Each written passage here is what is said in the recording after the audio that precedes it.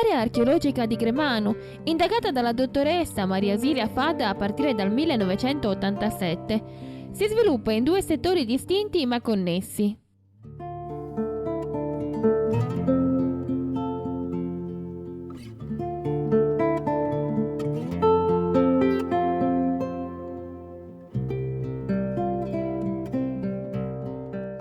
Il primo è più piccolo, ma sicuramente legato al più ampio. Si sviluppa a metà costa del Colle Caravai e consta in un sistema di captazione di acque sorgive definibile come acquedotto.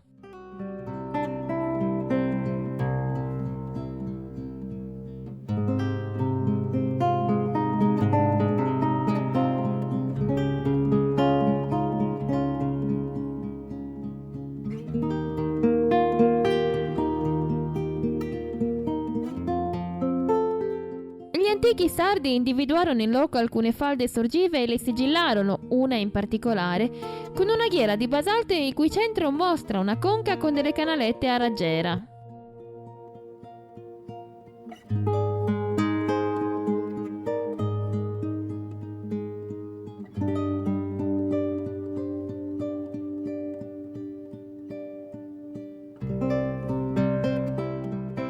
Un'estremità di questa ghiera presenta un beccuccio adduttore che incanala l'acqua sorgiva in un condotto incassato sotto la pavimentazione di lastre.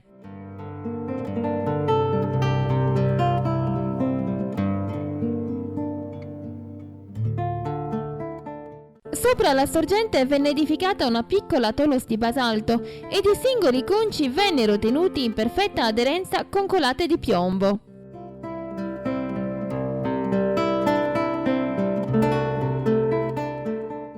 Dalla fonte, tramite una canaletta fatta in conci squadrati di scisto, l'acqua scende sfruttando la naturale pendenza in un secondo pozzetto, attorno a cui venne creata un'altra tolos con conci di granito.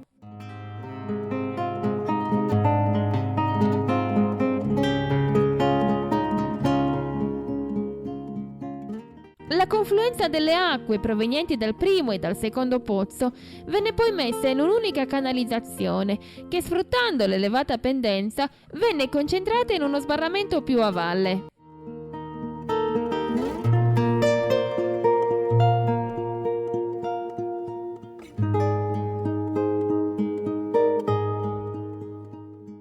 Tra i due pozzetti venne creata una vasca rettangolare, con tecnica muraria a sacco e resa con conce a T, con il fondo di lastre in tufo e trachite aderenti alla perfezione.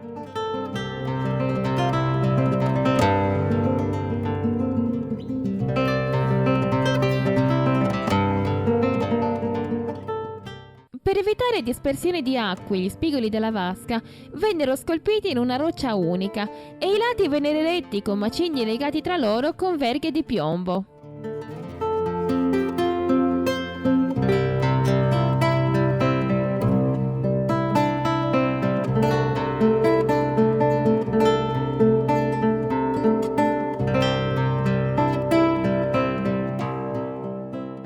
A seguito di scavi recenti è stato rinvenuto un altro pozzo coperto da una sorta di capanna.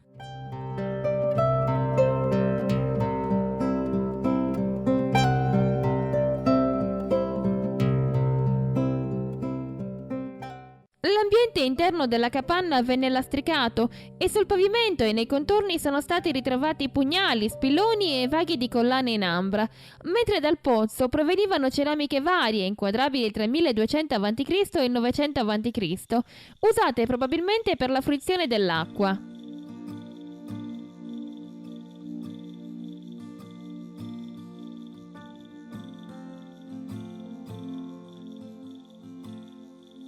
A circondare l'impianto collocato in pendenza venne creato un temenos e impiantata una scalinata per fruire della prima fonte.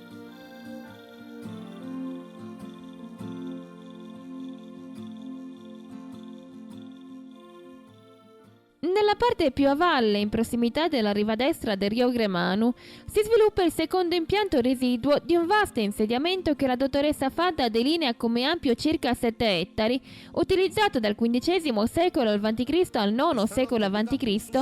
e comprendente persino il quartiere funerario di Madau. Saluche su coro.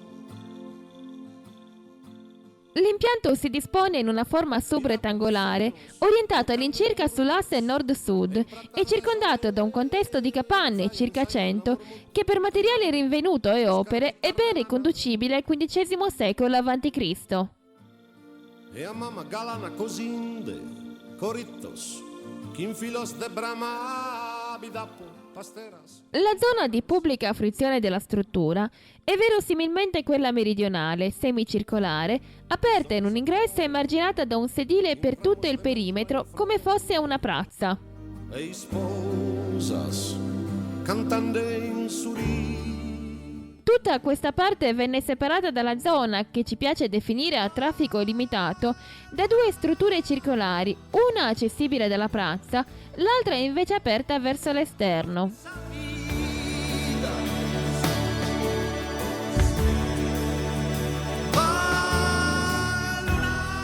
Il resto del complesso si presenta di forma rettangolare e nella sua parte più profonda, chiaramente non frequentabile da masse umane, si sviluppano tre strutture, una circolare, una subrettangolare absidata ed un megaron con doppio antis. No che morrer goi.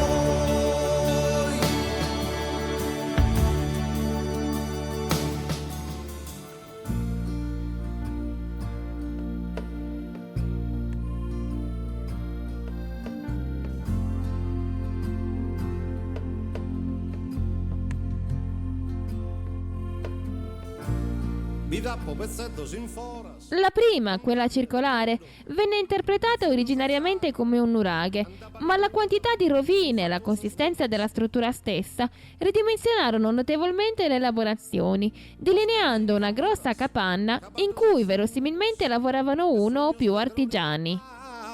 Bidapo, lamento a memoria, su mondo vizzino, sereno, tranquillo. L'ambiente si presenta lastricato in basalto e scisto, è diviso in due parti da un tramezzo a sacco, formato da conci di basalto rifiniti a T. Come non sono, bidapo, grandi a sentrighino a babbo, in arto in su carro.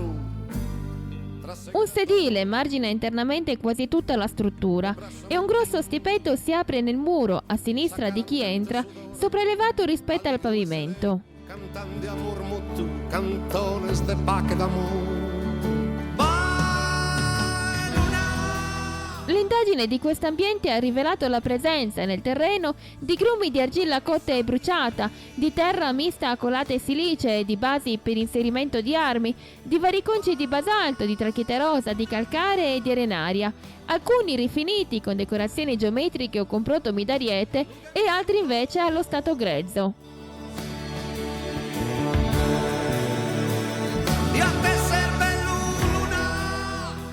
La riconduzione ad un'officina fusoria che funzionava sicuramente prima del 1300 viene spontanea, soprattutto in considerazione della presenza di un fuoco continuo e dell'uso abbondante di piombo fatto nel contesto. Piombo che poi si è rivelato, a seguito di analisi condotte, provenire da giacimenti dell'Iglesiente.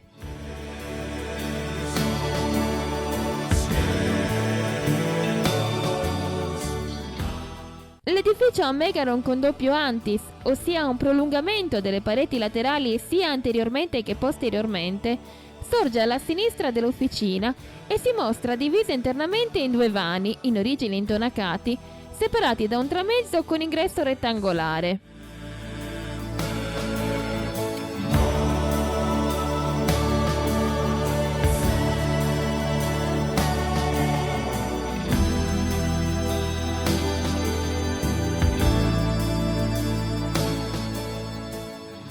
Nell'ambiente più profondo si è rinvenuto un piccolo bacino di conci in tracchiterosa con residui carboniosi per un focolare, identico al ritrovamento fatto nella parte posteriore del Megaron B del Sarcosforos di Villa Grande Strisaili.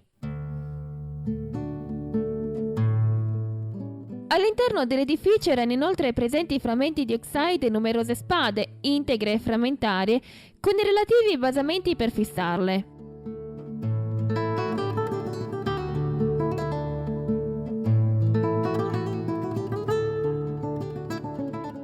Nell'edificio absidato, reso in conci di granito, si individua una parte completamente lastricata nel fondo del vano, dove il pavimento si abbassa di livello andando a formare una conca.